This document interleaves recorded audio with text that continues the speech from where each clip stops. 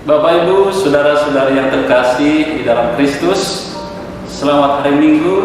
Semoga berkat Tuhan menyertai kita semua. Pada hari Minggu biasa yang ke-21 ini, sabda Tuhan mengajak kita semua untuk mengenal Allah secara lebih dekat.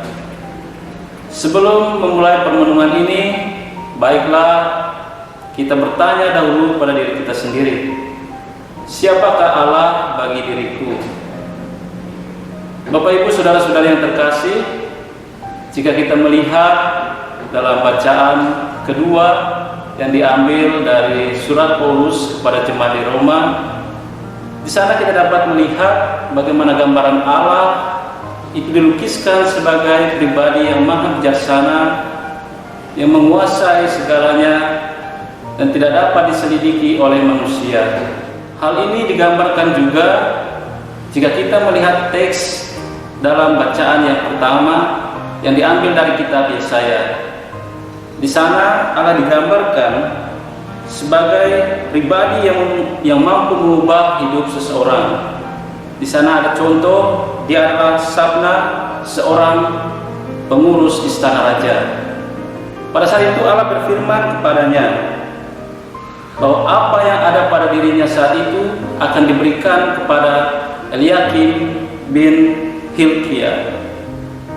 Bahkan tidak hanya itu, Tuhan pun berfirman kepada Eliakim bin Hilkia bahwa ia akan diberi kuasa yang kokoh yang tidak dapat diganggu gugat.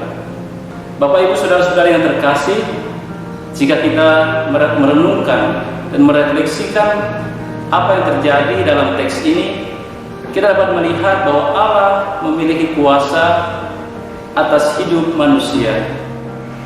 Saudara-saudari yang terkasih dalam Kristus, dari kedua bacaan ini, apa kita juga merasakan dan mengalami bahwa Allah juga berkuasa atas hidup kita. Allah mampu memberikan apa yang kita rindukan dalam hidup kita, ataupun sebaliknya mengambil apa yang kita miliki saat ini. Sementara dalam Injil yang diambil dari Injil Matius, kita mendengarkan dialog antara Yesus dan para muridnya.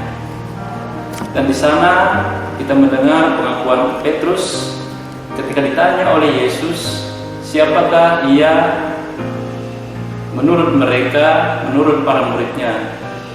Dan Petrus menjawab, engkau adalah Mesias, anak Allah yang hidup.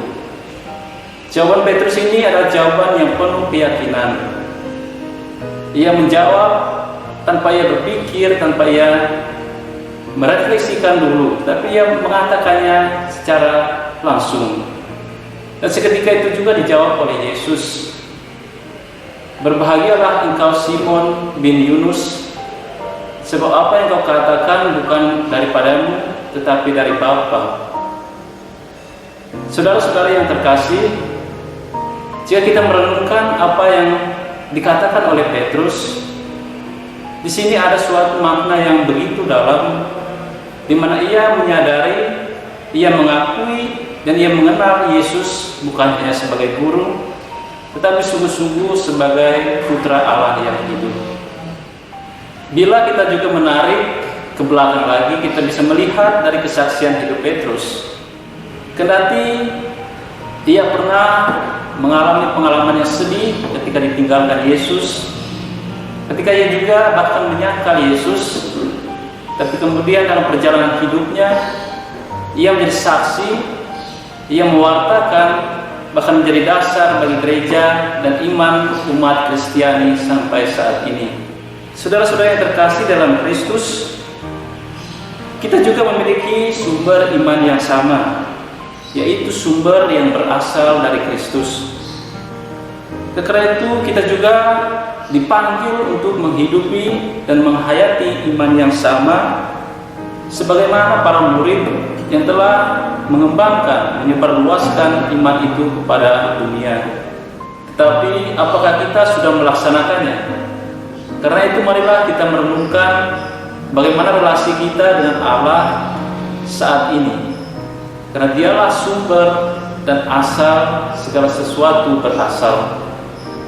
Relasi itu amat penting bagi kita, sebab apa yang kita hidupi di dalam Kristus itu akan menjadi nampak dalam kehidupan kita sehari-hari.